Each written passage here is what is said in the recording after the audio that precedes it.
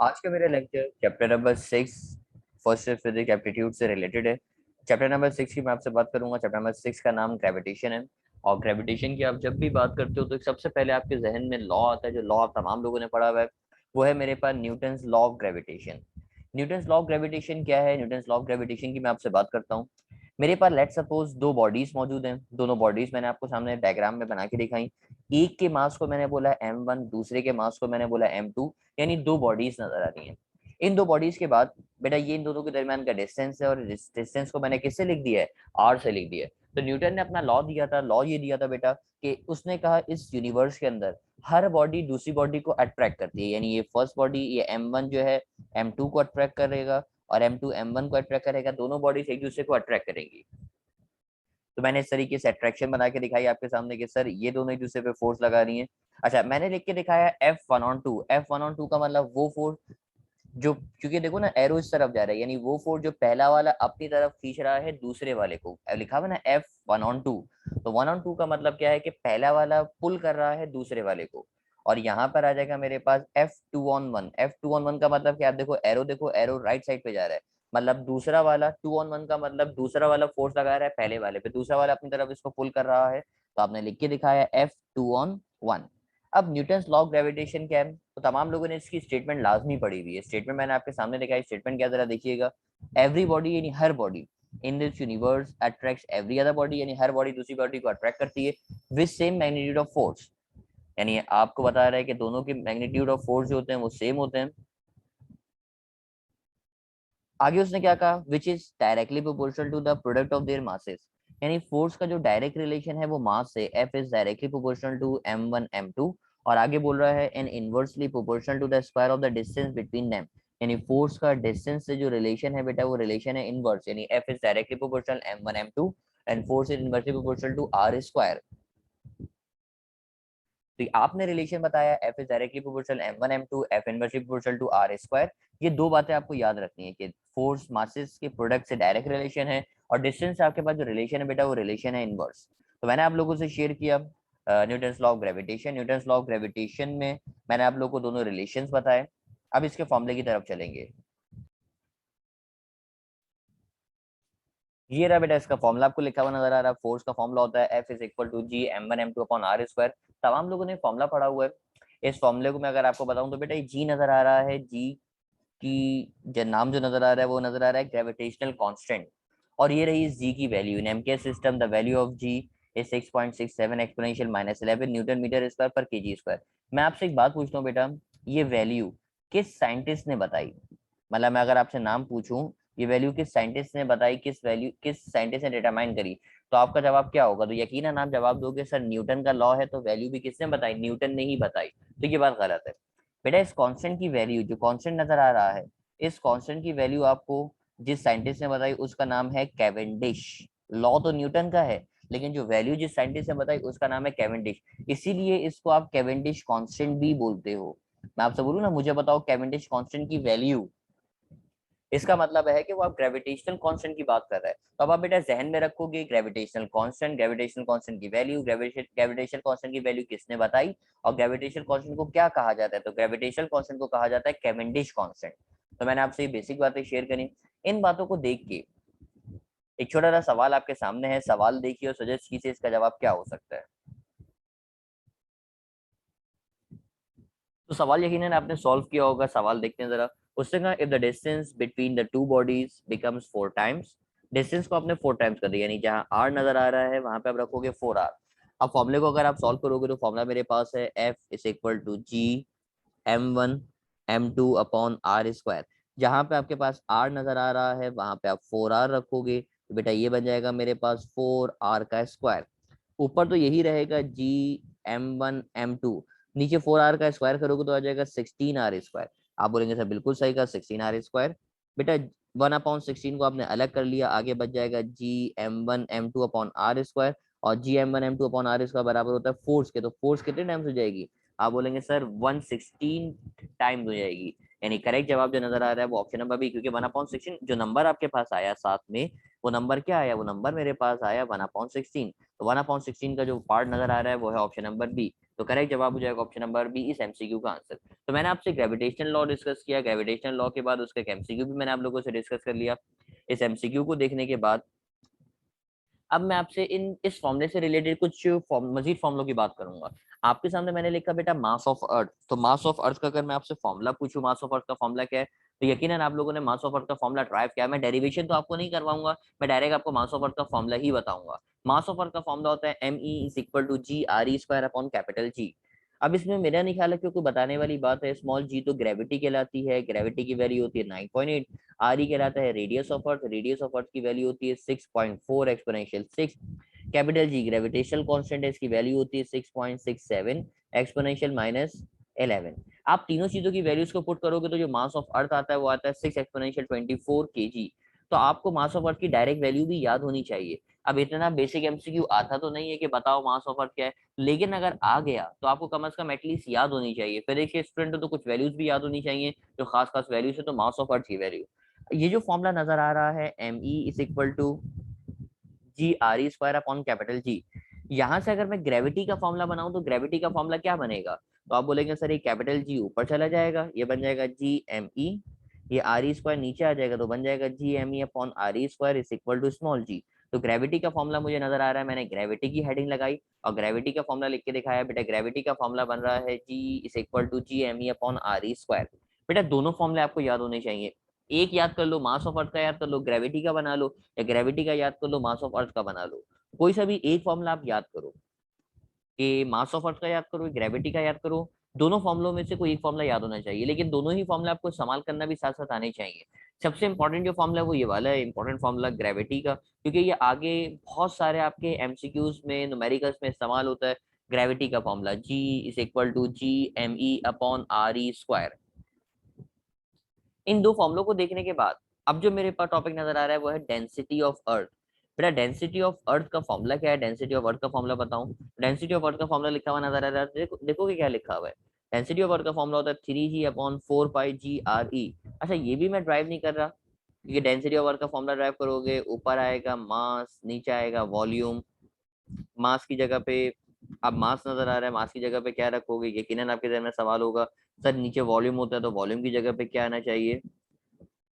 तो सवाल तो आप पूरा सॉल्व करोगे। अब मैं इसीलिए आपको डेरिवेशन नहीं करवा रहा कि भाई फॉर्मूला आ कैसे रहा है, मैं सिर्फ आपको ये बता रहा हूँ कि ये अगर पार्ट आपसे बोलेगा तो इसका फॉर्मूला क्या होगा, और आपको इसके फॉर्मूले ही याद रखना है। तो डेंसिटी ऑफ अर्थ का फॉर्मूला है 3G/4π(G)RE। इस फॉर्मूले का फायदा क्या है? आप बोलेंगे सर फॉर्मूला याद करके हमें होगा क्या, फायदा क्या है? तो फायदा मैं आपको बता रहा हूँ। देखो डेंसिटी ऑफ अर्थ का फॉर्मूला मैंने आपके सामने लिखा 3G/4π(G)RE। मैं आपसे अगर बोलूं कि आप अगर अपने अर्थ को, आप अपने अर्थ के रेडियस को कम कर दो, रेडियस को अगर कम करोगे तो रेडियस को अगर कम करोगे तो डेंसिटी पे क्या फर्क पड़ेगा? आप बोलेंगे सर रेडियस को कम करेंगे तो डेंसिटी बढ़ जाएगी। तो इस तरह से लॉजिकल एमसीक्यू कुछ ना कुछ बन सकता है, तो वो लॉजिक आपको याद होनी चाहिए। बाय द वे बेटा ये तीन फॉर्मुलों के बाद मजीद अगर फॉर्मुलों के ऊपर आऊं, तो फॉर्मुलों के ऊपर आने से पहले मैंने डेंसिटी ऑफ अर्थ की वैल्यू भी आपको बता दी। डेंसिटी ऑफ अर्थ की जो वैल्यू नजर आ रही है वो वैल्यू देख लो, एक आइडिया हो जाएगा कि कितनी वैल्यू होती है। वैल्यू लिखी हुई नजर आ रही है 5.52 एक्सपोनेंशियल 3 किलोग्राम पर मीटर क्यूब। वैसे डेंसिटी ऑफ अर्थ की वैल्यू भी पूछी नहीं जाती, पूछ ली जाए तो वो अलग बात है, पूछी तो नहीं जाती। मास ऑफ अर्थ की यकीन पूछी जा सकती है। तो डेंसिटी को तो मैं नहीं कहूंगा, आप याद करो, एक रफ आइडिया मैंने दे दिया तो जहन में अब आपके रहेगी कि हाँ सर ने पढ़ाई थी, वैल्यू कुछ इस तरह की होती है, 10⁻³ में होती है 5.52। तो कुछ ना कुछ जहन में जरूर रहेगा। मास ऑफ अर्थ हो गया, ग्रेविटी हो गया, डेंसिटी ऑफ अर्थ हो गया। फिर मैंने लिख के दिखाया मास ऑफ सन। बेटा मास ऑफ सन के लिए आपने फॉर्मूला ड्राइव किया था MS = RV²/G। ये फॉर्मूला नजर आ रहा है। ये आर डिस्टेंस कहलाता है। डिस्टेंस किसके दरमियान? अगर ये मेरे पास सन है और ये आपकी अर्थ है, सन और अर्थ, इसके इसके दरमियान का जो डिस्टेंस है, इसके दरमियान का डिस्टेंस आर कहलाता है। अब ये अर्थ आपकी सन के अराउंड रोटेट करिए, तो रोटेट करिए तो इसकी कुछ ना कुछ वेलोसिटी होगी। ये वेलोसिटी वो नजर आ रही है जो वेलोसिटी मैंने बता दी, और नीचे कैपिटल जी नजर आ रहा है। और ये रही मास ऑफ सन की वैल्यू। बेटा मास ऑफ सन की वैल्यू भी याद होनी चाहिए। वन मास ऑफ सन की वैल्यू लिखी हुई है 1.99 एक्सपोनेंशियल 30 kg। तो कुछ जो खास खास वैल्यूज थी वो वैल्यूज मैंने आपसे डिस्कस कर ली। ताकि इन सॉरी वैल्यूज बोल रहा हूँ, फॉर्मूले की भी हमने बात कर ली, वैल्यूज भी हो गई, फॉर्मूले भी हो गए। अब मैं इनको देखते हुए इनको इस्तेमाल करके काफी सारे मेरे पास एमसीक्यूज है, मैं उन एमसीक्यूज को डिस्कस करूंगा ताकि आपको ये सारी बातें इस्तेमाल करना है और उनके फॉर्मूलों की मदद से आपको बातें क्लियर हो। तो मैं इसके अब आपके पास एमसीक्यूज की तरफ जाऊंगा। ये रहा मेरे पास फर्स्ट एमसीक्यू। फर्स्ट एमसीक्यू देखिए और सजेस्ट कीजिए इसका जवाब क्या हो सकता है। एमसीक्यू में कहा क्या गया, एमसीक्यू में कहा गया आपसे, if mass of earth becomes 4 times, mass of earth 4 times का मतलब जहां आपके पास एम ई है वहां पे आप रख दोगे बेटा 4 M, and radius reduces to half, radius को हाफ कर दिया, यानी रेडियस का मतलब रेडियस ऑफ अर्थ वहां पे आप कंसीडर करोगे, रेडियस आर ई की जगह पे आप रख दोगे 1/2 आर ई। और आपसे बोल रहा है बेटा ग्रेविटी के बारे में, तो ग्रेविटी का फॉर्मूला क्या है, तो जवाब देंगे आप मुझे, सर ग्रेविटी का फॉर्मूला है मेरे पास G is equal to G M E upon R E square. Gravity का फॉर्मूला मैंने लिखा G is equal to G M E upon R E square. बेटा ये तो रहा कैपिटल जी, एम ई की जगह पे आ जाएगा मेरे पास 4 ME, नीचे लिखा हुआ है आर ई, तो आर ई की जगह पे आ जाएगा 1/2 आर ई, और इसका भी आप क्या कर दोगे, स्क्वायर कर दोगे। अब आप अगर इसको सॉल्व करोगे तो ये हो जाएगा जी, आगे हो जाएगा 4 ME, नीचे हो जाएगा 1/2, तो 1/2 का स्क्वायर हो जाएगा 1/4, और साथ में आ जाएगा आर ई स्क्वायर। इस 4 को जो है मैंने पहले लाके लिख दिया बेटा, 4 को लाके पहले लाके लिख दिया, तो ये हो जाएगा मेरे पास 4, और आगे बच जाएगा G M E divided by 1/4 R E square. मैंने जानबूझ के स्टेप बढ़ाया है कि मैं स्टेप बाय स्टेप आपको बताऊं। अब ये नीचे वाला 4 यहाँ ऊपर वाले 4 से आके मल्टीप्लाई होगा, तो ये हो जाएगा 4 × 4, और साथ में लिखा हुआ आ जाएगा मेरे पास क्या, G M E upon R E square. बेटा 4 को 4 से मल्टीप्लाई करोगे तो आंसर हो जाएगा 16 G M E upon R E square. और G M E upon R E square बराबर होता है ग्रेविटी के, तो आप डायरेक्ट भी लिख सकते हो कि ग्रेविटी जो है वो 16 टाइम्स हो जाएगी। तो करेक्ट जवाब हो जाएगा मेरे पास ऑप्शन नंबर डी। मैं तो आपको स्टेप बाय स्टेप करके दिखा रहा होता हूँ, पेपर में आपको स्टेप्स करके नहीं दिखाने, वहाँ स्टेप्स के मार्क्स नहीं है आपके पास, वहाँ आपके पास आंसर के मार्क्स हैं कि आप करेक्ट आंसर मार्क करो, और करेक्ट आंसर मार्क करोगे तो आपको नंबर मिल जाएगा। तो अगर आप स्टेप्स कम भी करो और डायरेक्ट आंसर निकाल लो तो इट्स फाइन। मैं तो जानबूझ के बताता हूँ क्योंकि मेरे पास हर तरह का स्टूडेंट मौजूद होता है कि मुझे एक बैलेंस तरीके से लेके चलना होता है कि सबको समझ में आए, तो इसलिए मैं स्टेप बाय स्टेप आपको करके दिखाता हूँ। हम डायरेक्ट भी इसको सॉल्व करके आंसर सजेस्ट कर सकते हो। इस एमसीक्यू को देखने के बाद मैं आगे प्रोसीड करूंगा।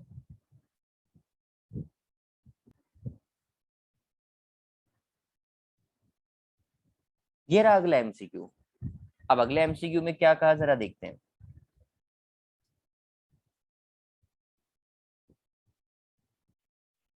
एमसीक्यू में आपसे कहा if the radius of earth decreases by 50%, आपने रेडियस को डिक्रीज कर दिया 50%। 50% का मतलब होता है हाफ। बेटा डिक्रीज बाय 50%, 50% का मतलब होता है कि आपने उसको हाफ कर दिया। अब 50% हाफ करने का मतलब क्या है, यानी जहां पे आर ई है, आर ई का मतलब रेडियस ऑफ अर्थ है, रेडियस ऑफ अर्थ को आपने हाफ कर दिया, तो आर ई की जगह पे कौन आ जाएगा, 1/2 आर ई आएगा। अब आप वही ग्रेविटी का फॉर्मूला अप्लाई करोगे तो सॉल्यूशन अब आपके लिए बड़ा आसान हो गया। ग्रेविटी का फॉर्मूला आपने अप्लाई किया, G is equal to G M E upon R E square. बेटा ऊपर तो रहेगा जी एम ई, नीचे आर ई की जगह पे आ जाएगा 1/2 आर ई, और इसका भी अब आप क्या कर दोगे, स्क्वायर कर दोगे। तो 1/2 का स्क्वायर करोगे तो आंसर आ जाएगा मेरे पास 1/4, और साथ में आ जाएगा आर ई स्क्वायर। अब नीचे से 4 बेटा ऊपर आ जाएगा, 4 अगर ऊपर आएगा तो ये बन जाएगा मेरे पास 4, और साथ में लिखा हुआ आ जाएगा G M E upon R E square, जो कि बराबर होता है ग्रेविटी के। तो करेक्ट जवाब हो जाएगा बेटा ऑप्शन नंबर ए, यानी 4G। तो एमसीक्यू ये भी आसान था, सिर्फ आपको लॉजिक क्या समझनी थी, लॉजिक मैंने आपकी थोड़ी सी चेंज करी थी कि मैंने आपसे कहा डिक्रीजेज बाय 50%, तो डिक्रीज बाय 50% का मतलब होता है हाफ। अगर मैं बोलता ना डिक्रीजेज बाय, अगर मैं आपसे बोलूं डिक्रीजेज बाय 25%, इसका मतलब क्या होगा कि आपने रेडियस को कितने टाइम्स कर दिया, तो इसका मतलब होता है बेटा 25% का मतलब रेडियस हो जाएगा आपके पास 3/4 आ रही। अगर बोले ना डिक्रीज बाय 25% इसका मतलब होगा 3/4 आ रही, और डिक्रीज बाय 50 का परसेंट होगा हाफ, और हाफ का मतलब हो गया 1/2 आ रही। तो ये फ्रैक्शंस होते हैं। 25% अगर कम करोगे, देखो ना, अगर आपने 25% कम कर दिया तो बच कितना जाएगा, बच जाएगा 75%, और 75% का मतलब 3/4 होता है। जब मल्टीप्लाई करके देख लेना, 3 को 4 से डिवाइड करना, और फिर मल्टीप्लाई, मतलब 3/4 का मतलब होता है कि 75% वो उसमें आप कंसिडर करोगे। तो ये लॉजिक मैं आपको बता रहा था, आपको सिर्फ ये छोटी छोटी सी बातें याद रखने की। अगर डिक्रीज बाय 50 बोले तो हाफ हो जाएगा, और डिक्रीज बाय 25% बोले तो इसका मतलब 3/4 आ रही हो जाएगा। वैसे इतना मुश्किल आता नहीं है, लेकिन जब एप्टीट्यूड पढ़ रहे होते तो हर मल्टी लॉजिक को लाजमी शेयर करना चाहिए, ताकि एमसीक्यू अगर आ जाए तो फिर आप उसको सॉल्व कर सको। इस एमसीक्यू को देख के आगे बढ़ते हैं अगले एमसीक्यू की तरफ। अगले एमसीक्यू देखिए और सजेस्ट कीजिए इसका जवाब क्या हो सकता है।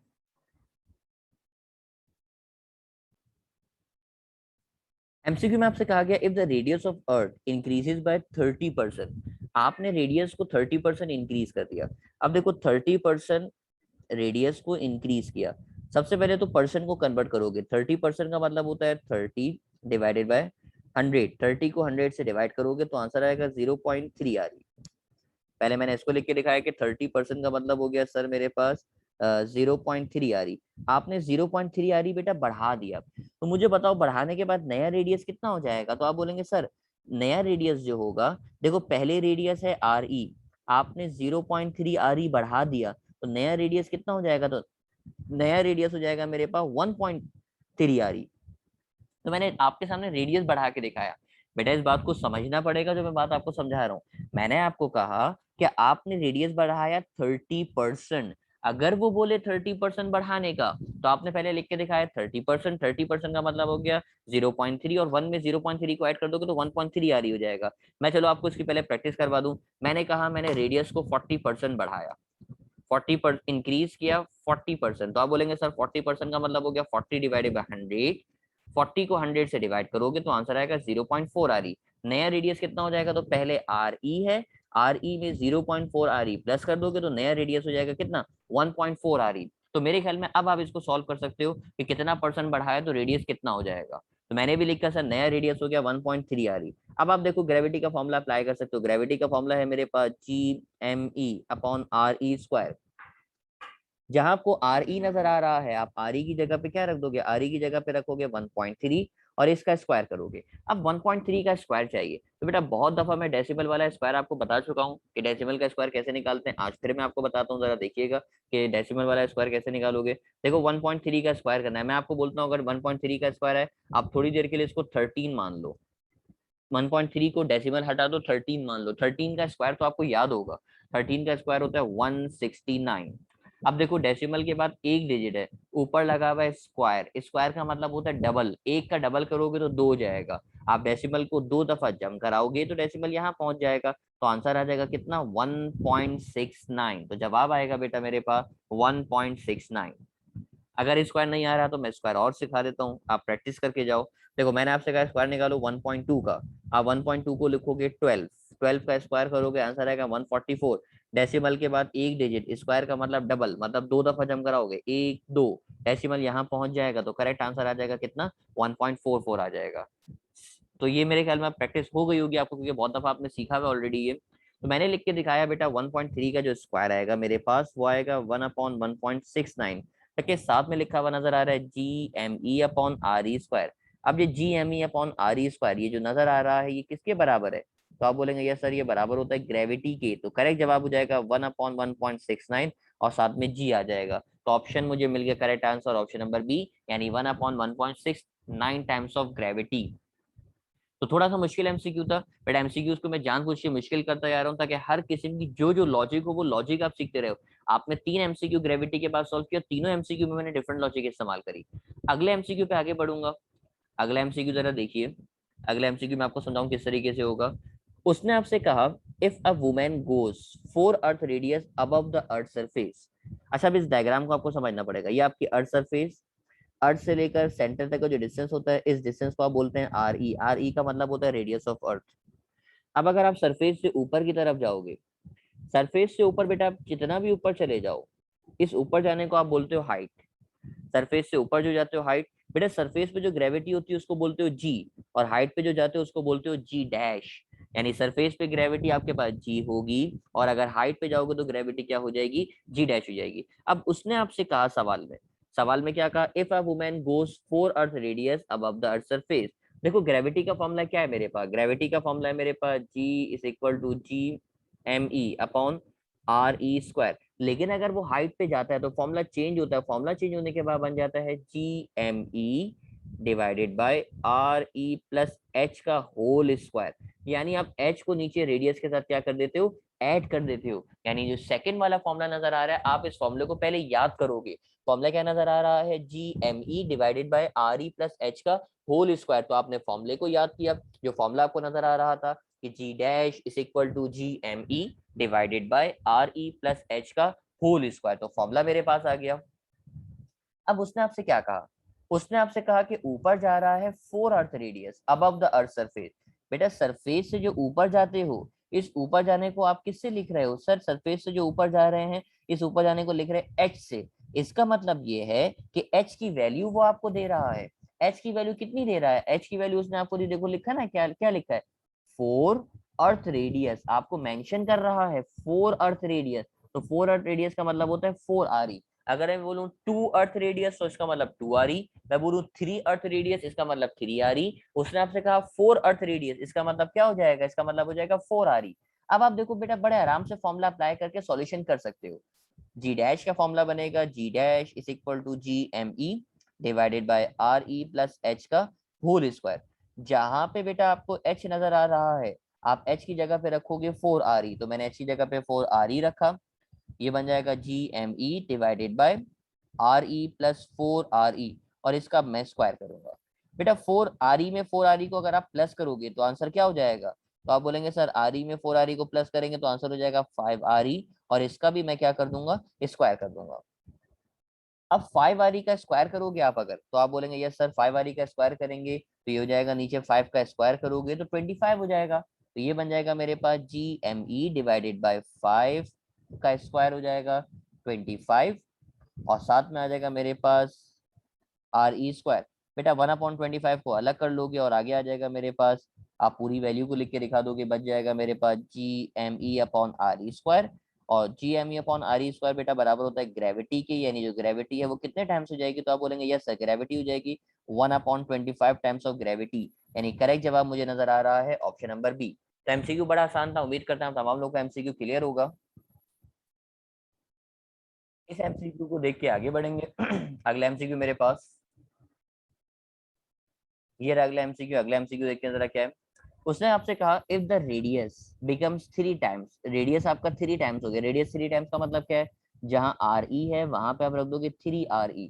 और उसने कहा था volume of earth becomes dash, volume of earth के बारे में बताओ। तो बेटा वॉल्यूम ऑफ अर्थ, अगर मैं अर्थ के वॉल्यूम की बात करूं तो अर्थ का जो शेप है वो स्फेयर है, और स्फेयर के वॉल्यूम का जो फॉर्मूला होता है वो वॉल्यूम का फॉर्मूला आपको याद होगा। बेटा वॉल्यूम ऑफ अर्थ का फॉर्मूला होता है 4/3 पाई R क्यूब। ये आपके पास अर्थ के वॉल्यूम का फॉर्मूला है 4/3 पाई R क्यूब। क्यों, क्योंकि अर्थ बेटा मेरे पास एक स्फेरिकल शेप में, स्फेयर शेप में है। स्फेयर के वॉल्यूम का फॉर्मूला मैंने आपको बताया, स्फेयर के वॉल्यूम का फॉर्मूला लिखा हुआ है 4/3 पाई RE क्यूब। अब तो देखो आपके लिए बड़ा आसान है, जहां RE नजर आ रहा है वहां पे आप रख दोगे 3 RE। तो चाहो तो आप इसको डायरेक्ट भी सॉल्व कर सकते हो। ये देखो ये हो जाएगा 4/3 पाई RE की जगह पे आ जाएगा 3 RE। बेटा 3 RE का अब आपको क्यूब करना है, 3 का क्यूब। तो 3 का क्यूब करोगे तो 3 का क्यूब क्या होगा, तो आप बोलेंगे यस सर 3 का क्यूब होगा 27 RE क्यूब। बेटा 27 को पहले लिख दिया और फॉर्मूले को अंदर लिख दिया, तो 27 को अगर आप बाहर लिखोगे तो ये बन जाएगा मेरे पास 27, और अंदर फॉर्मूले में आ जाएगा 4/3 पाई RE क्यूब। अब आप में से कुछ लोग ऐसे होंगे जो ये बोलेंगे सर 1 मिनट रुकिए, ये देखिए 3 1 3 3 9 27 कैंसिल हो रहा है। तो बेटा आपको किसी कीमत पे कैंसिल नहीं करना, बेशक कैंसिल हो रहा हो, आपको कैंसिल नहीं करना। क्यों नहीं करना, आपको फॉर्मूला वापसी बना के दिखाना है। अगर आपने कैंसिल कर दिया तो आपकी बात गलत हो जाएगी और आपका आंसर रॉन्ग आएगा, क्योंकि आपको फॉर्मूले को वापसी हासिल करना है, फॉर्मूले को किसी कीमत पे नहीं छेड़ना। फॉर्मूले में जो भी नंबर लिखे हुए आएंगे वो नंबर एज इट इज लिखे रहने चाहिए, फॉर्मूले वाले नंबर्स को आप नहीं कैंसिल करोगे, फॉर्मूला आपको वापसी बनना चाहिए। इसीलिए मैंने कैंसिल नहीं किया। तो ये रहा बेटा 27, और 4/3 पाई RE क्यूब की जगह पे आ जाएगा वॉल्यूम ऑफ अर्थ। तो करेक्ट जवाब बेटा मुझे मिल गया ऑप्शन नंबर डी, यानी जो नया वॉल्यूम है वो कितने टाइम्स हो जाएगा, 27 टाइम्स हो जाएगा। तो ये एमसीक्यू भी आसान ही था, इतना मुश्किल एमसीक्यू नहीं था। तो उम्मीद तो यही है कि आपको ये एमसीक्यू भी समझ में आ गया होगा। इस एमसीक्यू को देख के आगे बढ़ेंगे अगले एमसीक्यू की तरफ। ये रहा अगला एमसीक्यू। अब अगले एमसीक्यू में क्या कहा आपसे, जरा देखते हैं।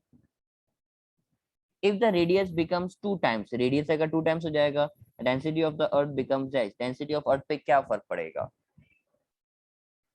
तो देखो डेंसिटी के बारे में मैं अगर आपसे बात करूं, डेंसिटी का फॉर्मूला होता है density is equal to mass upon volume. आप बोलेंगे सर बिल्कुल यही होता है, डेंसिटी का फॉर्मूला होता है मास अपॉन वॉल्यूम। अब पहले आपको वॉल्यूम पे फर्क देखना पड़ेगा, वॉल्यूम पे कितना फर्क आ रहा है।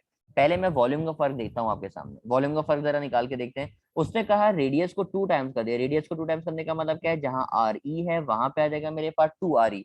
तो मुझे बताओ वॉल्यूम में क्या फर्क आएगा। देखो वॉल्यूम का फॉर्मूला अभी अभी आपने बताया 4/3 पाई RE क्यूब। अब जहां पे आर ई नजर आ रहा है वहां पे आप क्या रखोगे, सर जहां आर ई आ रहा है वहां पे रखेंगे 2 RE। बेटा 2 RE का क्यूब करोगे तो 2 RE का क्यूब क्या है मेरे पास, तो आप बोलेंगे सर 2 RE का क्यूब होगा मेरे पास 8 RE क्यूब। आप बोलेंगे बिल्कुल सही कहा, 8 RE क्यूब होगा। मैं किसको अलग से लिखूंगा, सर मैं 8 को अलग से लिखूंगा, मैंने 8 को अलग से लिखा। और अंदर फॉर्मूले में आ जाएगा कौन, 4/3 पाई RE क्यूब। यानी आपका जो नया वॉल्यूम है बेटा, वो नया वॉल्यूम कितना हो जाएगा, 8 VE टाइम्स हो जाएगा, यानी 8 टाइम्स ऑफ VE हो जाएगा। यही काम करके दिखाया ना जो पिछले सवाल में भी करवाया था। तो मेरा नहीं ख्याल इतनी मुश्किल लॉजिक है, आपको ये लॉजिक समझ में आ रही होंगी। बेटा आपने रेडियस को किया कितने टाइम्स, 2 टाइम्स, तो वॉल्यूम हो गया 8 टाइम्स। अब आप देखो इस डेंसिटी वाले फॉर्मूले में आओ, डेंसिटी वाले फॉर्मूले पे आओगे, आपने किसका इजाफा किया जरा देखिएगा, जहां वॉल्यूम लिखा हुआ नजर आ रहा है। अब आप वॉल्यूम की जगह पे क्या रखोगे, आप वॉल्यूम की जगह पे रखोगे 8 VE, तो आपने 8 VE रखा। 1/8 को अलग कर लिया तो आगे बन गया ME/VE। और ME/VE बराबर होता है बेटा किसके, रॉ ई के बराबर होता है। यानी जो डेंसिटी है मेरे पास, वो डेंसिटी कितने टाइम्स हो जाएगी, 1/8 टाइम्स हो जाएगी। और 1/8 टाइम्स होने का मतलब क्या है कि करेक्ट जवाब हो जाएगा मेरे पास क्या, ऑप्शन नंबर बी, यानी 1/8 रॉ ई टाइम्स। तो करेक्ट जवाब मुझे मिल गया। फर्स्ट पार्ट आपने ये सॉल्व किया और फिर सेकंड पार्ट आपने ये वाला सॉल्व किया। ठीक है, एमसीक्यू जो आप लोगों ने किया, उम्मीद करते हैं एमसीक्यू आप लोगों को क्लियर हो गया होगा। लेकिन इस एमसीक्यू में एक प्रॉब्लम है, प्रॉब्लम क्या है, देखो रेडियस चेंज करने से, अगर मैं रेडियस की आपसे बात करूं, तो रेडियस चेंज करने से बेटा ग्रेविटी भी तो चेंज होती है।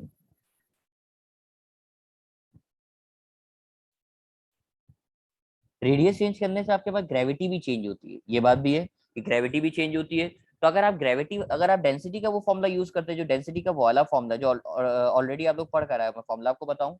ये देखो, अगर आप फॉर्मूला यूज करते हैं डेंसिटी का फॉर्मूला, ये रहा जो आप लोगों ने पढ़ा है। डेंसिटी ऑफ अर्थ का फॉर्मूला लिखा हुआ है, क्या लिखा हुआ है, 3G/4 π GRE। अब देखो अगर ये फॉर्मूला आप यूज करते तो अब आप इसमें थोड़ी सी गड़बड़ होती, क्योंकि आपको ग्रेविटी भी बताने पड़ती। बेटा रेडियस डबल करने से, आर ई को डबल करने से, 2 RE करने से ग्रेविटी 1/4 हो जाएगी, तो ग्रेविटी की जगह 1/4 आ जाता और ये हो जाएगा 4 π G। और बेटा आर ई की जगह आप क्या रख देते, 2 RE रखते। जब जब ये 4 है, 4 फिर ये 2 से आके मल्टीप्लाई होता, सॉल्व करते तो आंसर 1/8 ही आता, आंसर सेम आएगा। तो ये फॉर्मूला आपके लिए थोड़ी सी मुश्किल करेगा। मुश्किल क्यों करेगा, इसमें रेडियस भी आ रहा है और साथ साथ ग्रेविटी भी आ रहा है। क्यों, क्योंकि रेडियस को चेंज करने से रेडियस तो चेंज होगा, लेकिन साथ साथ ग्रेविटी भी चेंज होती है। तो मेरा मशवरा ये है कि अगर आपसे डेंसिटी की रेडियस बढ़ाए और बोले कि बताओ वॉल्यूम पे डेंसिटी पे क्या फर्क पड़ेगा, तो ये वाला फॉर्मूला यूज नहीं करना, क्योंकि इस फॉर्मूले में प्रॉब्लम क्या है कि इस फॉर्मूले में आपको ग्रेविटी भी चेंज करने पड़ेगी। तो बेहतर ये है कि आप डायरेक्ट वही फॉर्मूला यूज करोगे जो मैंने आपको बताया, कि अगर आप रेडियस इतने टाइम्स करोगे तो आपकी डेंसिटी पे क्या फर्क पड़ेगा। तो ये इसका रीजन है कि जो मैंने आपसे शेयर कर दिया। उम्मीद करने के बाद क्लियर हो गई होगी आप लोगों को। इस एमसीक्यू को देखिए, ग्रेविटी के टॉपिक से रिलेटेड मेरे पास लास्ट एमसीक्यू है, वो लास्ट एमसीक्यू की मैं आपसे बात करता हूँ, जरा इस एमसीक्यू को देखिएगा, सवाल देखिए और सोचिए समझिए और सजेस्ट कीजिए कि इसका आंसर क्या हो सकता है।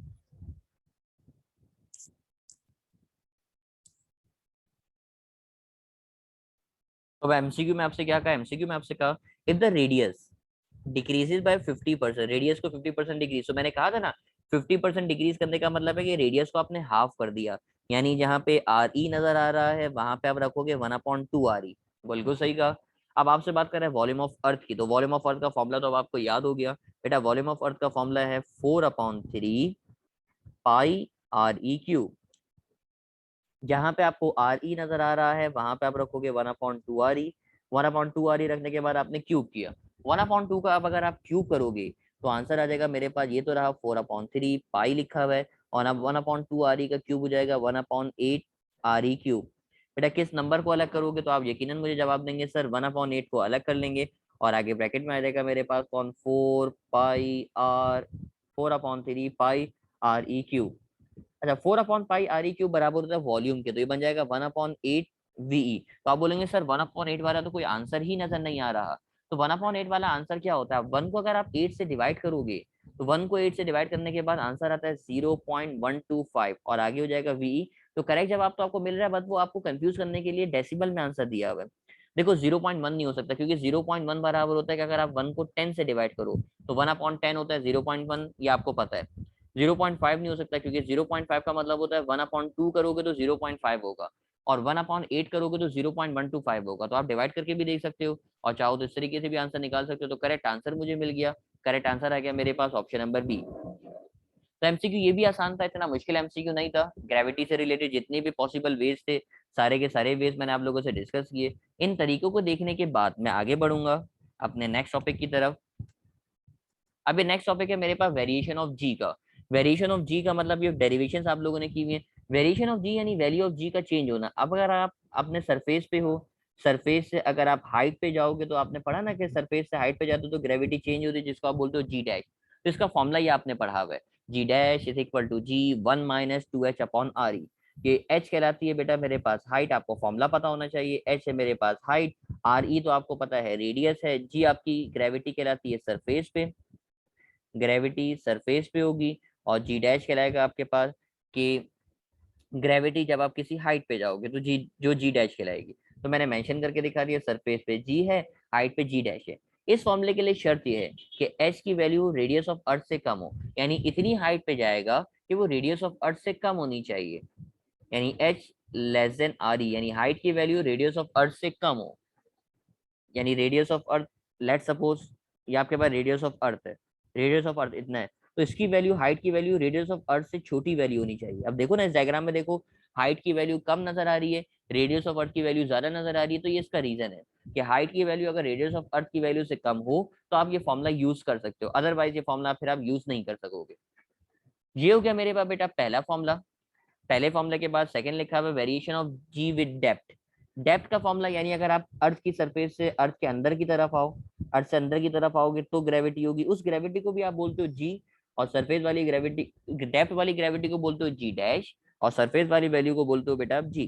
अब आप जितनी भी डेप्थ पर आओगे, इस डेप्थ पे आने को आप डी से लिखते हो। देखो ऊपर जाओगे तो हाइट से लिखते हो, नीचे की तरफ आओगे तो डी से लिखते हो, और डी का मतलब यहाँ पे शो कर रहा है डेप्थ को। लेकिन एक बात याद रखना, चाहे सरफेस से ऊपर की तरफ जाओ, चाहे सरफेस से नीचे की तरफ आओ, दोनों की दोनों सूरतों में आपकी जो ग्रेविटी है वो ग्रेविटी की वैल्यू डिक्रीज होती है।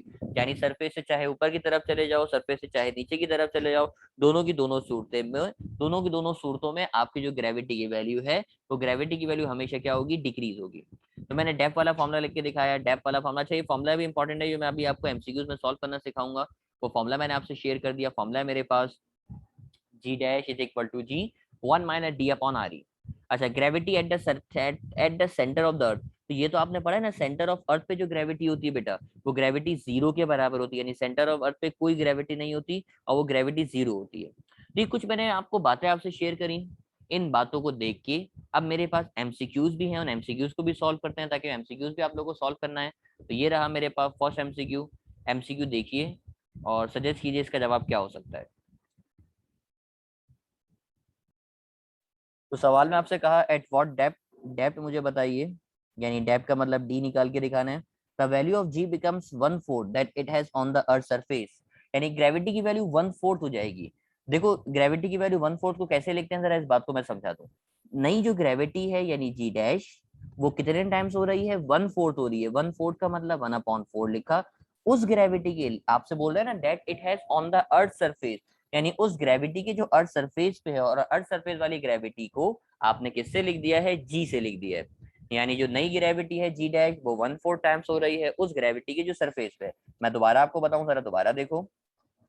उसने कहा कि वैल्यू ऑफ जी बिकम, यानी जो नई ग्रेविटी है वो कितने टाइम्स है, 1/4, तो आपने 1/4 लिखा। उस ग्रेविटी के जो अर्थ सरफेस और अर्थ वाली ग्रेविटी को आप जी से लिखते हो। अब देखो डेप्थ की बात करिए, तो डेप्थ वाला फॉर्मूला अभी थोड़ी देर पहले पढ़ कर आए हो, ये रहा डेप्थ वाला फॉर्मूला। जो सेकंड नंबर पे लिखा हुआ है डेप्थ वाला फॉर्मूला, ये आप यूज करोगे। फॉर्मूला क्या है, G dash is equal to G 1 - d upon R E. आपने फॉर्मूला देखा, G dash is equal to G, आगे आ जाएगा 1 - d अपॉन आर ई। अब आप बेटा जहां पे देख रहे हो जी डैश, उस जी डैश की जगह पे आ जाएगा 1/4 जी। तो जी डैश की जगह आपने 1/4 जी रखा, इज इक्वल टू जी, और आगे आ जाएगा मेरे पास 1 - d अपॉन आर ई। तो मैंने वैल्यूज को लिख के दिखाया, 1/4 टाइम्स ऑफ जी और साथ में जी आ रहा है। कुछ कैंसिल हो रहा है तो जरा बताइए सर, ये जी से जी कैंसिल हो रहा है, जी से जी को कैंसिल किया तो बच जाएगा 1/4 is equal to 1 minus D upon R E. D upon R E वहां चले जाएगा, 1/4 यहाँ राइट पर आ जाएगा, तो ये बन जाएगा D upon R E is equal to 1 minus 1/4। 1 में से 1/4 को माइनस करेंगे। अब आप एलसीएम लीजिए बेटा, 4 को 1 से मल्टीप्लाई करोगे, 4 1 द 4 माइनस 1/4। इस तरीके से आपने मल्टीप्लाई किया बेटा, 4 में से 1 को माइनस करोगे तो आंसर आ जाएगा 3/4। अब ये आर ई वहां जाके मल्टीप्लाई हो जाएगा तो आंसर आ जाएगा D is equal to 3/4 R E. यानी करेक्ट जवाब मुझे मिल जाएगा कौन सा ऑप्शन, ऑप्शन नंबर बी, यानी करेक्ट आंसर हो गया option number B 3/4 R E. तो ये एमसीक्यू भी आसान था, अगर आपको बेसिक लॉजिक भी पता होगी तो एमसीक्यू को आप सॉल्व करके आंसर निकाल सकते हो। इतना मुश्किल एमसीक्यू आपके लिए नहीं है ये भी। इस एमसीक्यू को देख के आगे बढ़ते हैं अगले एमसीक्यू की तरफ। ये एमसीक्यू मैंने किया, अब एमसीक्यू तो नहीं है बल्कि नया टॉपिक मेरे पास है, उस टॉपिक की तरफ मैं आगे बढ़ूंगा। टॉपिक है मेरे पास वेटलेसनेस का। वेटलेसनेस क्या होता है, तो वेटलेसनेस की मैं बात करता हूँ, पहले डेफिनेशन आपको बताऊं। इन अ फ्री फॉलिंग एलिवेटर, अगर फ्री फॉलिंग एलिवेटर हो मेरे पास, एलिवेटर लिफ्ट को कहा जाता है। And in the orbiting satellite, orbiting satellite का मतलब जो सैटेलाइट आपके पास, ये अर्थ है, अर्थ के अराउंड आपने पढ़ा होगा सुना होगा कि आपकी जो सैटेलाइट होती है वो इस तरीके से रोटेट कर रही होती है। इस फ्री ऑर्बिटिंग सैटेलाइट या फ्री फॉलिंग एलिवेटर के अंदर जो अपेरेंट वेट है किसी भी बॉडी का वो जीरो हो जाता है, ये वेटलेसनेस कहलाता है। मतलब अपेरेंट वेट, मैं आपसे अगर कोई बोले ना कि वेटलेसनेस क्या है, तो उसको अगर आप शॉर्ट करके बात समझाना चाहो तो उसको ऐसे बताओगे कि भाई अगर किसी बॉडी का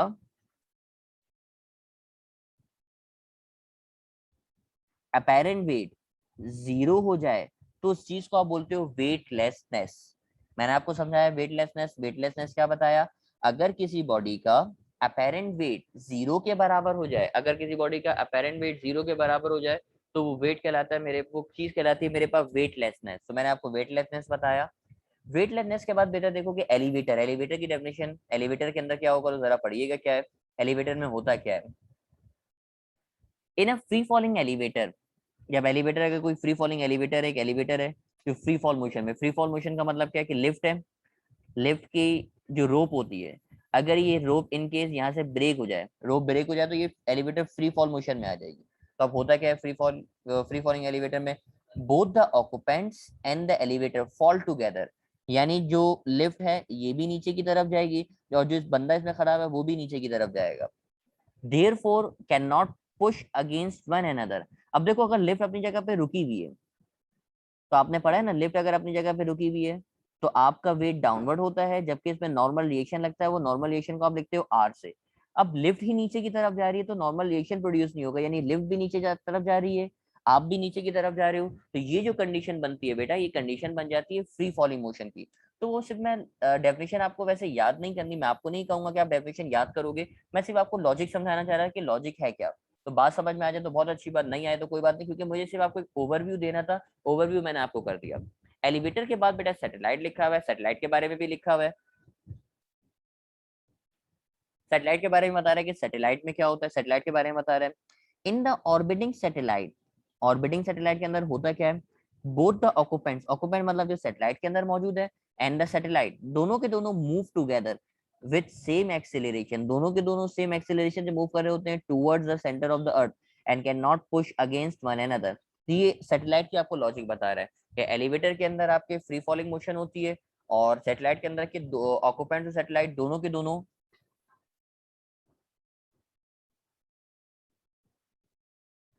इसके अंदर दोनों के दोनों जो है वो सेम एक्सेलरेशन से, ये अगर सेंटर में मेरे पास अर्थ है, मैं मेंशन कर देता हूँ, ये अर्थ है, इस वाले केस में क्या है कि जो एक्सेलरेशन आपके पास उसकी होगी ऑक्यूपेंट की, वही एक्सेलरेशन हो जाती है आपके पास किसकी, वही एक्सेलरेशन आपकी सैटेलाइट की भी होती है, जिस वजह से वो एक दूसरे को पुश नहीं कर पाते, और यही कंडीशन बनती है फ्री फॉलिंग मोशन की सैटेलाइट में भी। तो बेटा मैंने आपको कहा ना कि आपको दोनों डेफिनेशन याद नहीं करनी, सिर्फ वेटलेसनेस की याद करनी है, आपको डेफिनेशन याद होनी चाहिए वेटलेसनेस की।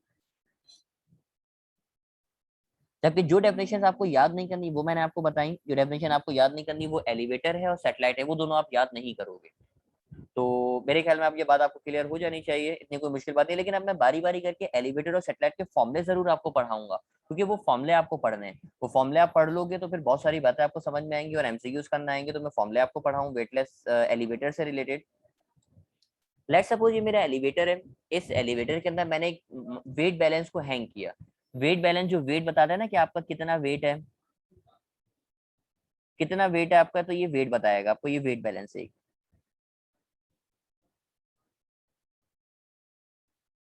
इस वेट बैलेंस से मैंने एक बॉडी को हैंग किया।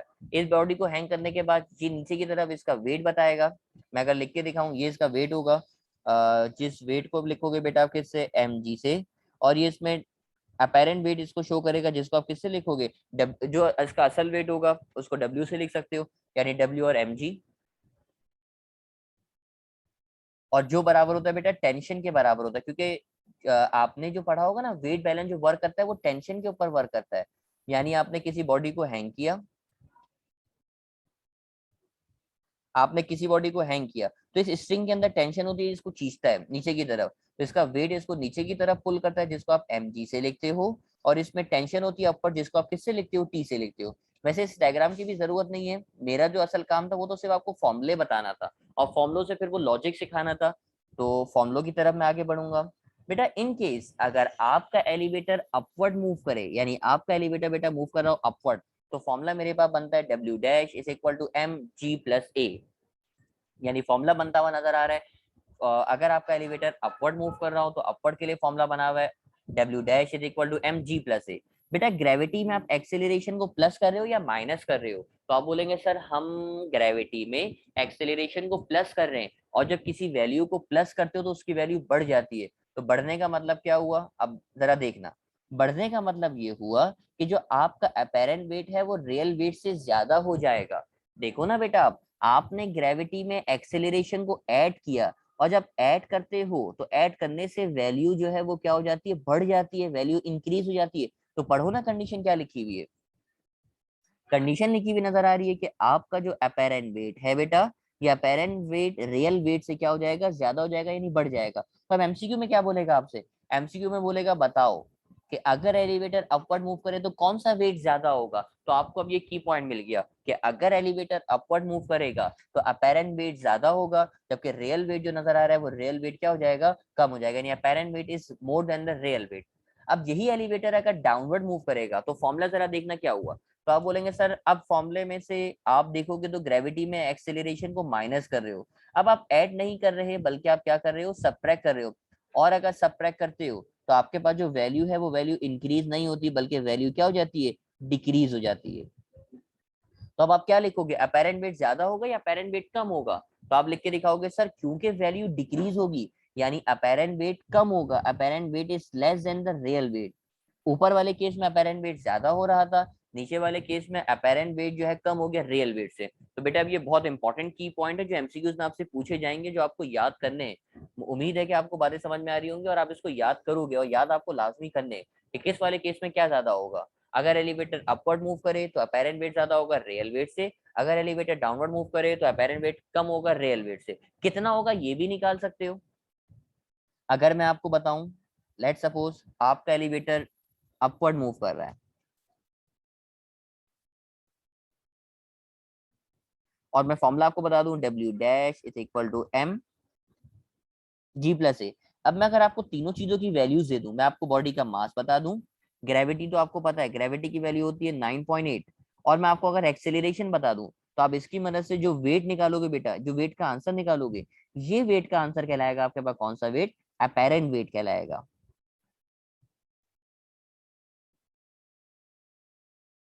ये जो वेट नजर आ रहा है आपके पास, ये वेट कहलाएगा आपके पास कौन सा वेट, अपेरेंट वेट। तो हो सकता है कि आपको अपेरेंट वेट निकालने को भी दे दे। मैंने इसका कोई एमसीक्यू तो खास नहीं बनाया कि मैं आपको एमसीक्यू में बोलूं कि अपेरेंट वेट की वैल्यू निकाल के दिखाओ, लेकिन आपसे लॉजिक जरूर शेयर कर दी कि अगर इस तरीके से आए तो आप इसको कैसे कैलकुलेट कर सकते हो। तो उम्मीद करते हैं आपको ये बात क्लियर होगी। इस बात को देखने के बाद मैं इसकी कंडीशन लास्ट बताऊं ताकि अपने टॉपिक को मैं वाइंड अप करूंगा फिर। अब जरा पढ़ो क्या लिखा हुआ है, free falling elevator. Free falling elevator का मतलब क्या है।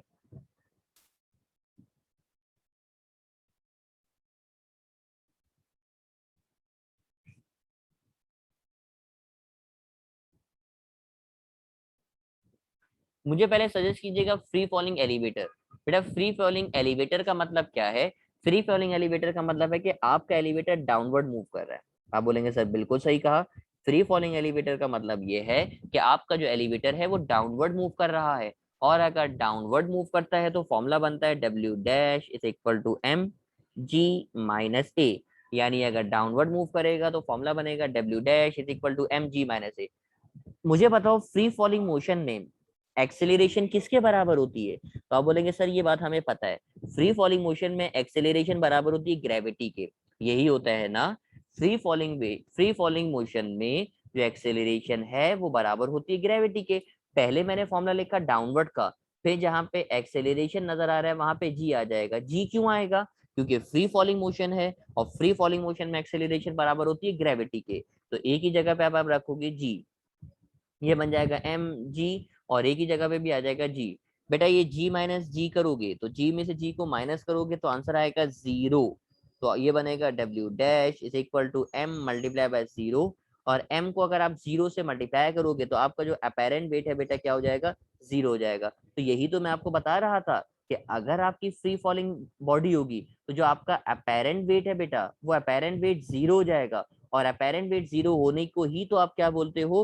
वेटलेसनेस बोलते हो, जो मैं आपको टॉपिक समझाना चाह रहा था। तो बेटा अब आपको मैंने फॉर्मूले से भी अपनी बात प्रूव करके दिखाई। मैं ओवरऑल बात को रिपीट कर दूं कि अगर आपका फ्री फॉलिंग एलिवेटर हो तो फ्री फॉलिंग एलिवेटर में आपका अपेरेंट वेट यानी डब्ल्यू डैश की वैल्यू 0 हो जाती है। और अपेरेंट वेट 0 होने का मतलब ये जो कंडीशन आ जाएगी मेरे पास, ये कंडीशन कहलाएगी किसकी? वेटलेसनेस की कंडीशन कहलाएगी।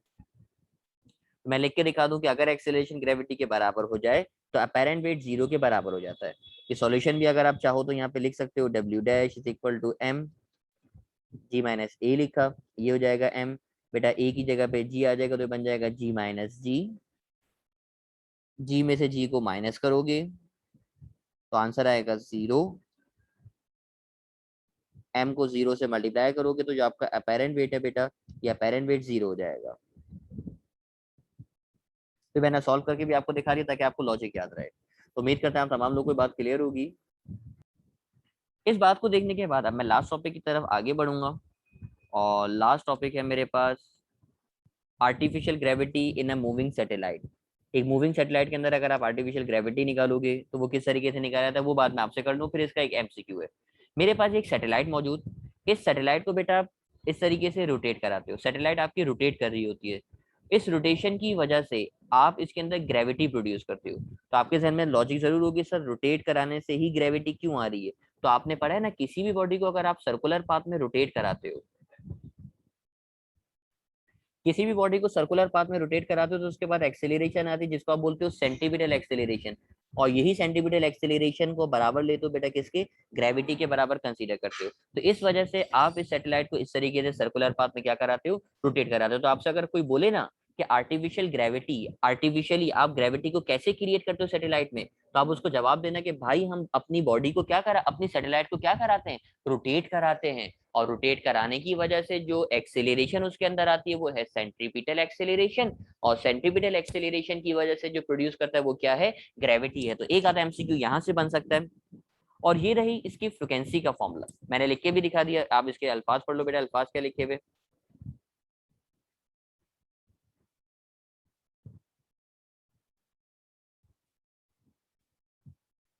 Due to spinning of satellite, satellite की स्पिनिंग की वजह से with uniform speed the occupants move in a circular path and artificial gravity is created as a result of centripetal acceleration. तो जो सारी की साथ सारी बात मैंने आपको समझाई वो यहाँ पे अल्फाज की सूरत में भी लिखी हुई नजर आ रही है, जो आपको बात याद होनी चाहिए, आपको पता होनी चाहिए। और ये इसकी स्पिन फ्रिक्वेंसी का फॉर्मूला है, F is equal to 1/2 pi under root G upon R, जो एमसीक्यू में आपको सॉल्व करना सिखाऊंगा। ये एफ कहला रही है आपके पास स्पिन फ्रिक्वेंसी, जो फॉर्मूला आपने अपने नोट्स में ड्राइव किया हुआ है, अपनी बुक में ड्राइव किया हुआ है।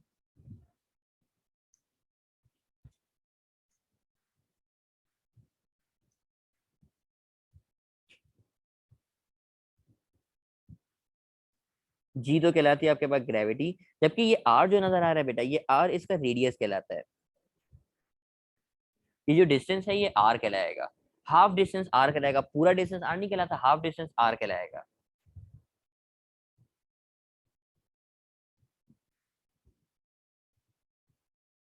अब एक एमसीक्यू मैं आपसे शेयर करूंगा जो इस चैप्टर का लास्ट एमसीक्यू होगा, फिर चैप्टर को वाइंड अप करेंगे। ये एमसीक्यू नजर आ रहा है, एमसीक्यू जरा देखते हैं और सॉल्व करने की कोशिश करते हैं, सॉल्व किस तरीके से होगा। एमसीक्यू में आपसे कहा if the length of the tunnel of a satellite is 9.8 metre. मैं अगर आपके सामने सैटेलाइट बना के दिखाऊं,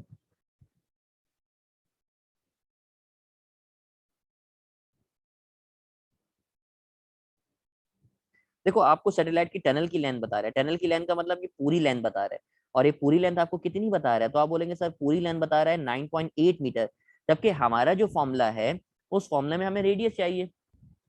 देखो स्पिन फ्रीक्वेंसी का फॉर्मूला है F is equal to 1/2 pi under root, ऊपर आ जाएगा जी और नीचे आ जाएगा मेरे पास कौन, आर आ जाएगा। अब मेरे पास मुझे रेडियस चाहिए, रेडियस निकालने के लिए मुझे इसका हाफ करना पड़ेगा। अब 9.8 का हाफ करोगे, यानी रेडियस जब निकालोगे तो रेडियस निकालने के लिए आप 9.8 को बेटा 2 से डिवाइड करोगे, तो 9.8 को 2 से डिवाइड करोगे तो आंसर आ जाएगा 4.9 मीटर। तो गलती नहीं करना कि भाई वो लेंथ दे रहा है तो इसका मतलब वो रेडियस दे दिया, यही गलती आप करोगे। हमें जो दे रहा था वो लेंथ दे रहा था, ये जो 9.8 नजर आ रहा है ये 9.8 उसकी कहलाएगी लेंथ, जबकि हमें जो चीज चाहिए वो है रेडियस, तो रेडियस निकालने के लिए इसका हाफ करोगे। अब सिंपल बेटा यहाँ फिजिक्स खत्म हो गई, अब यहाँ पे मैथ्स है, क्योंकि उसने कहा स्पिन फ्रीक्वेंसी निकालो एफ निकालो। अब मैथ सॉल्व करनी और इसका आंसर निकालने, जरा कोशिश करते हैं आंसर निकालने की, तमाम लोग देखिएगा और मुझे फिर रेस्पॉन्ड कीजिएगा। ये देखिए 1/2 पाई, ये हो गया 1/2 पाई, यहाँ पे आ जाएगा अंडर रूट जी, जी की वैल्यू होती है बेटा 9.8, नीचे लिखा हुआ है मेरे पास कौन 4.9 लिखा हुआ है।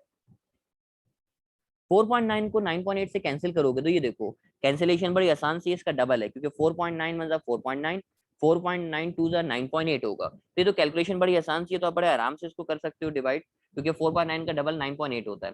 तो जो आंसर मेरे पास आ रहा है वो क्या आ रहा है 1/2 pi under root 2, under root 2 से अगर आप मल्टीप्लाई करोगे तो आंसर आ जाएगा अंडर रूट 2 डिवाइडेड बाई 2 पाई, यानी करेक्ट जवाब जो नजर आ रहा है वो कौन सा नजर आ रहा है, ऑप्शन नंबर ए नजर आ रहा है। लेकिन बेटा एक मिनट जरा रुकिए, अगर मैं इसको रेशनलाइज करूं, डी रेशनलाइज करूं, यानी इसको वापसी अंडर रूट 2 से मल्टीप्लाई और डिवाइड करूं, अंडर रूट 2 से मल्टीप्लाई डिवाइड करूंगा तो जरा देखिएगा क्या होगा। मैंने इसको मल्टीप्लाई किया, रूट 2 को रूट 2 से मल्टीप्लाई करोगे तो ऊपर सिर्फ 2 बचेगा, जबकि 2 को रूट 2 से मल्टीप्लाई करोगे तो रूट 2 एज इट इज आ जाएगा और साथ में लिखा हुआ है पाई। तो मैंने इसको डी रेशनलाइज किया, मल्टीप्लाई डिवाइड किया रूट 2 से, क्योंकि मैथ्स का सूत्र होता है जो करना करो ऊपर भी और नीचे भी, तो मैंने रूट 2 से मल्टीप्लाई भी किया, रूट 2 से डिवाइड भी किया, ऊपर रूट 2 को रूट 2 से मल्टीप्लाई करोगे तो 2 आएगा, जबकि नीचे 2 और रूट 2 एज इट इज आ जाएगा। जैसे ही मैंने किया तो ये 2 से 2 कैंसिल हो गया, तो जब जो बचा मुझे बताओगे जरा, सर बचा जो है मेरे पास वो है 1/√2 और साथ में पाई आ जाएगा। अरे सर ऑप्शन नंबर बी भी तो करेक्ट नजर आ रहा है, यानी इसका मतलब इस एमसीक्यू का जो करेक्ट जवाब होगा वो क्या होगा, बोथ ए एंड बी। मैंने जानबूझ के ये एमसीक्यू बनाया और इस एमसीक्यू को बनाने का मकसद भी यही है कि मैं आपको इस तरह की मैथ्स की कैलकुलेशन भी सिखा सकूं जो एनईटी के टेस्ट में हो सकता है इसमें ना है, किसी और सवाल में इस तरह की कैलकुलेशन आ जाए। तो एमसीक्यू मैंने आपसे शेयर किया, दोनों तरह के इसके आंसर मैंने आपको निकाल के दिखा दी, ये आंसर भी इसका सही है और ये जो नजर आ रहा था ये वाला आंसर भी इसका सही है।